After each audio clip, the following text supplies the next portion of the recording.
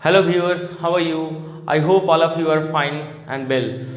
सो जैसा कि हम लोगों ने लास्ट वीडियो लेक्चर में डिस्कस करा था सेंटेंस के काइंड्स के बारे में, और वो था imperative sentence, assertive sentence and interrogative sentence. आज हम लोग सेंटेंस के एक अलग काइंड्स के बारे में डिस्कस करेंगे and that is exclamatory sentence. Basically ये एक्सक्लेमेटरी सेंटेंस होता क्या है और ये किसे कहते हैं, ये सारी चीज़ों के बारे में हम लोग डिस्कस करते हैं। तो जैसे हम लोग हर एक वीडियो लेक्चर में ये डिस्कस करते हैं कि कितने पार्ट में हम लोग पढ़ेंगे किसी भी टॉपिक को, उसके बारे में पहले डिस्कस कर लेते हैं। तो सबसे पहले हम लोग ये देखें कि एक्सक्लेमेटरी सेंटेंस को हम लोग कितने पार्ट में पढ़ेंगे। तो एक्सक्लेमेटरी सेंटेंस को हम लोग सबसे पहले इस बेसिस पे पढ़ेंगे कि इसको हम लोग डिफाइन करेंगे।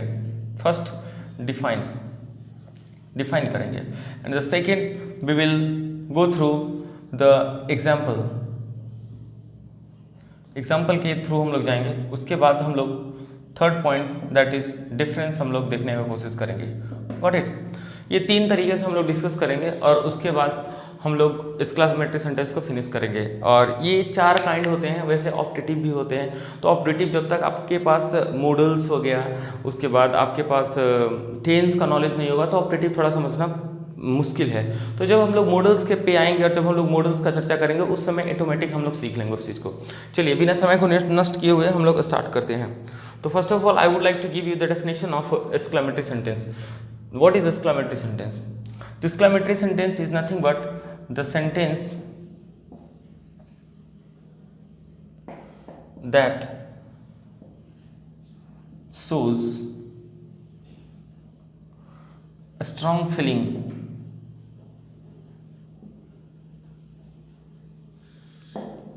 it's called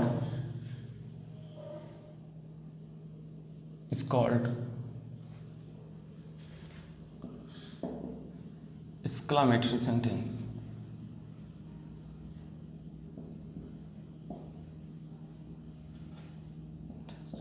This is all about exclamatory sentence. I'm talking about definition. Definition के बाद हम लोग ये समझना है कि ये जो डेफिनेशन है इसका मतलब क्या हुआ, ये एक्सक्लेमेटरी सेंटेंस होता क्या है, क्योंकि ये डेफिनेशन तो बुक में भी लिखा हुआ मिल जाएगा। तो फिर इस वीडियो को क्लिक करने का क्या फ़ायदा है ना। तो हम लोग इसके बारे में थोड़ा समझते हैं। The sentence that shows strong feeling.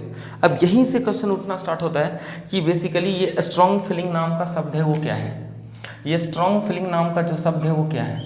बाकी का चीज़ तो हम लोग उस चीज़ से वाकिफ ही हैं। इट्स कॉल्ड एक्सक्लेमेटरी सेंटेंस, जिसे एक्सक्लेमेटरी सेंटेंस कहा जाता है। तो स्ट्रॉन्ग फीलिंग जो होता है वो उस फीलिंग का बात कर रहा है दैट इज सडन फीलिंग।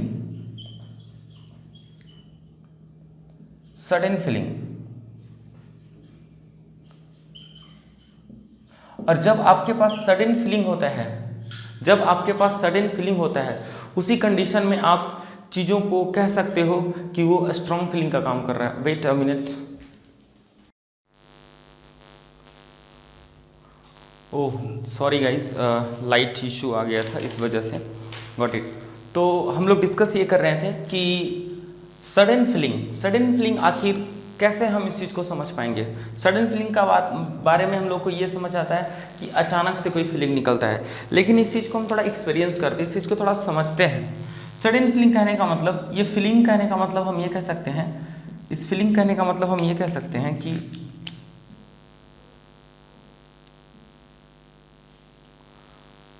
खुशी या दुख। फीलिंग का मतलब अगर हम बोलें तो यही दो शब्द हमारे दिमाग में आता है, हैप्पीनेस एंड सॉरो, खुशी और दुख। जब आप खुश होते हैं तभी आप फीलिंग एक्सप्रेस करते हैं, और जब दुखी होते हैं तभी आप अपना फीलिंग एक्सप्रेस करते हैं। तो हम लोग समझते हैं इस पॉइंट को लेकर के। अब यहाँ पर एक बड़ा प्यारा सा कॉन्सेप्ट आता है। अगर आपके पास पार्ट्स ऑफ स्पीच का थोड़ा भी नॉलेज होगा तो आप इस चीज़ को बड़ा आसानी से समझ सकते हो। पार्ट्स ऑफ स्पीच में कौन सा ऐसा वर्ड है, पार्ट्स ऑफ स्पीच में कौन सा ऐसा वर्ड है जो हमारा सडन फीलिंग को एक्सप्रेस करने के लिए काम आता है? That is nothing but interjection.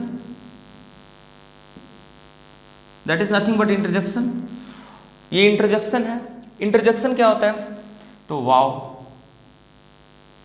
और ये होता है वो साइन ऑफ एक्सक्लेमेशन के साथ खत्म होता है। तो ये जो हमारा एक्सक्लेमेटरी सेंटेंस होता है इसका एक बहुत बड़ा खासियत है। ये खासियत ये है कि स्टार्ट तो होगा लेकिन साइन ऑफ एक्सक्लेमेशन के साथ खत्म होगा।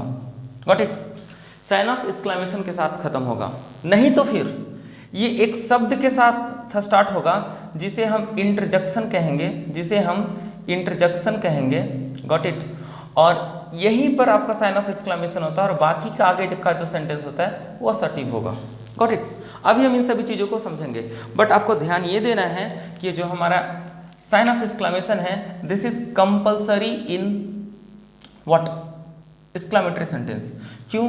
क्योंकि जैसे असर्टिव सेंटेंस फुल स्टॉप से खत्म होता है, जिस तरीके से हमारा इंपेरेटिव सेंटेंस फुल स्टॉप से खत्म होता है लेकिन वो सब्जेक्टलेस होता है, जिस तरीके से interrogative sentence question sentence question mark से खत्म होता है, द सेम थिंग इन लोग का अपना एक आइडेंटिफिकेशन है। ये एक्सक्लेमेटरी सेंटेंस का अलग आइडेंटिफिकेशन है कि वो हमेशा साइन ऑफ एक्सक्लेमेशन से खत्म होगा। This is called sign of exclamation. What is exclamatory sign you can से।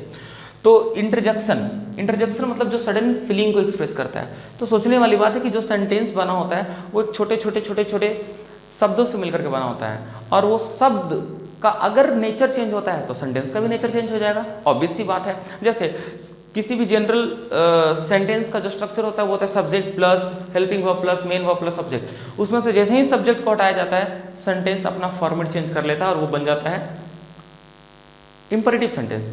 लेकिन उसमें से हेल्पिंग वर्ब को भी ये सब अपना ये करना होता है। तो इंटरजेक्शन वाव हो गया। आप पढ़े होंगे hurrah, this marker is not working.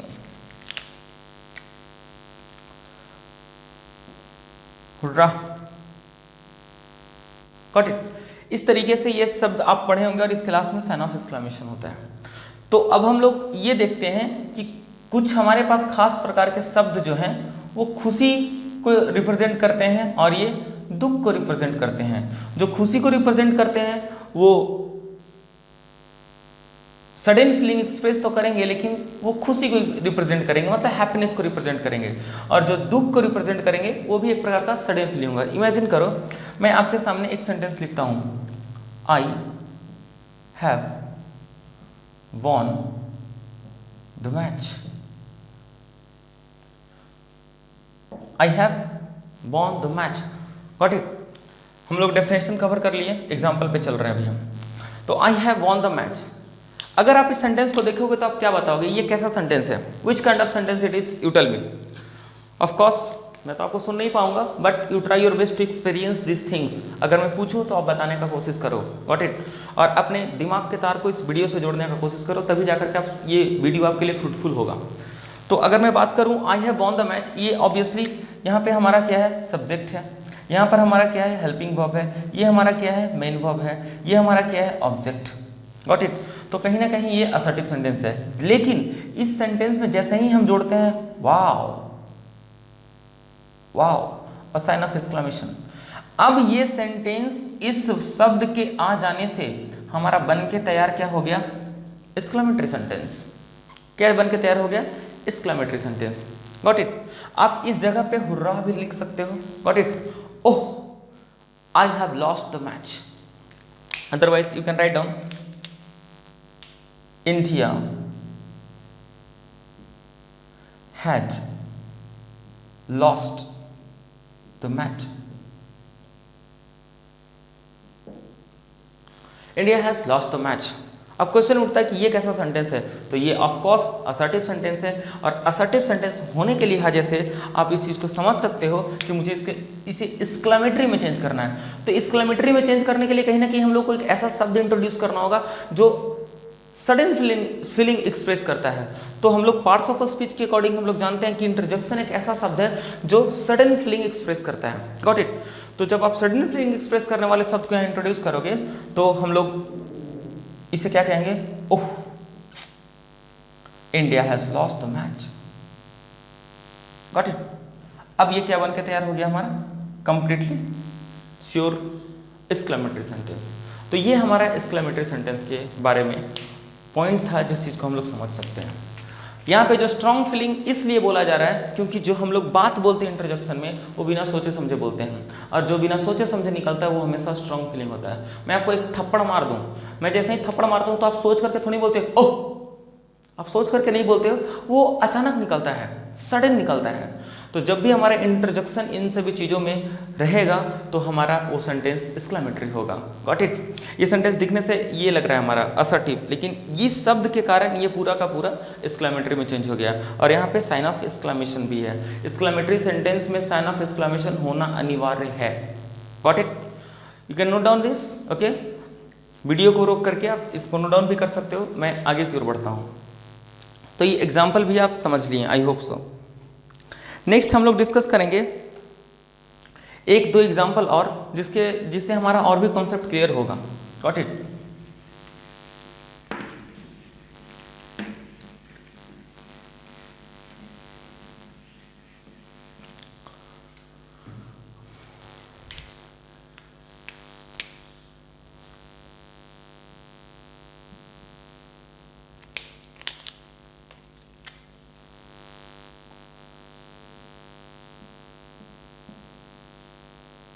है, मैंने क्या बोला?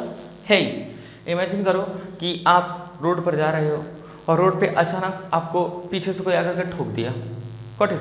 अब जैसे ही आपको ठोकता है तो आप ये प्लान नहीं करते कि उसको बोलना है या उसको बोलना है अरे, ऐसा नहीं सोचते हम लोग। हम लोग का जुबान से अचानक निकलता है एंड दैट इज है। अब हम यहाँ पे बोल सकते हैं you don't know how to ride bike. क्या आपको बाइक चलाने नहीं आता है? अब सोचो, इस चीज को अगर आप ढक देते हो तो कहीं ना कहीं ये सेंटेंस बताओ कैसा है? असर्टिव है। असर्टिव में इसका सेंस क्या है? नेगेटिव है। लेकिन ये शब्द को आ जाने से हम लोग इस चीज को क्या कह दे रहे हैं? हम लोग इस चीज को क्या कह दे रहे हैं बताओ? Exclamatory sentence. Got it. हम लोग एक और सेंटेंस पढ़ते हैं जिसमें अक्सर व्हाट का यूज होता है और हाउ का यूज होता है। जैसे मैं बोलूं आपसे what a beautiful dress. What a beautiful dress. अगर आप इस बात को ध्यान से समझो तो व्हाट अ ब्यूटीफुल ड्रेस में साइन ऑफ एक्सक्लेमेशन अंतिम में लगा हुआ है। साइन ऑफ एक्सक्लेमेशन अंतिम में लगा हुआ है। इसलिए लगा हुआ है अंतिम में क्योंकि इसमें कोई ऐसा शब्द ही नहीं है जो कि इंटरजेक्शन है। क्योंकि मैंने आपको बताया कि किसी भी सेंटेंस को एक्सक्लेमेटरी कहने के लिए जिम्मेदार होता है वो शब्द जो सडन फीलिंग को एक्सप्रेस करता है, और वो शब्द जो सडन फीलिंग को एक्सप्रेस करता है that is nothing but interjection, and we have read in parts of speech in the classroom. अब हम लोग ये समझते हैं कि इसमें इंटरजेक्शन का जब प्रयोग हुआ ही नहीं है तो ऑफ कोर्स हम लोग यहाँ पे साइन ऑफ एक्सक्लेमेशन को अंतिम में यूज करेंगे। ये साइन ऑफ एक्सक्लेमेशन जो हमारा है इस चीज को हम अंतिम में यूज करेंगे। Got it. और ये साइन ऑफ एक्सक्लेमेशन ये कहता है कि ये हमारा एक्सक्लेमेटरी सेंटेंस है। Got it. अब हम एक और एग्जांपल ले सकते हैं। एक और हम एग्जांपल ले सकते हैं। Got it. और वो एग्जांपल है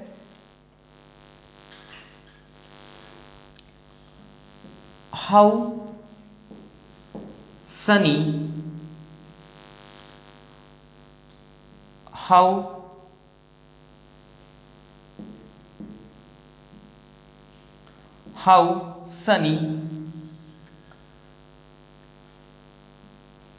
the day is।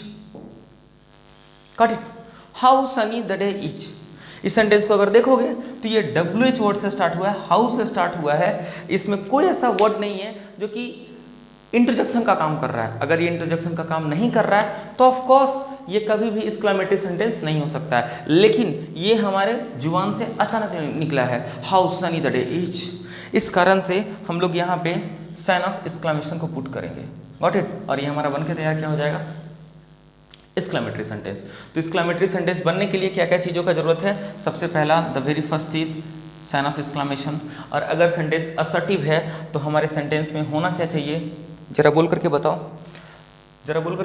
क्या होना चाहिए? इंटरजेक्शन।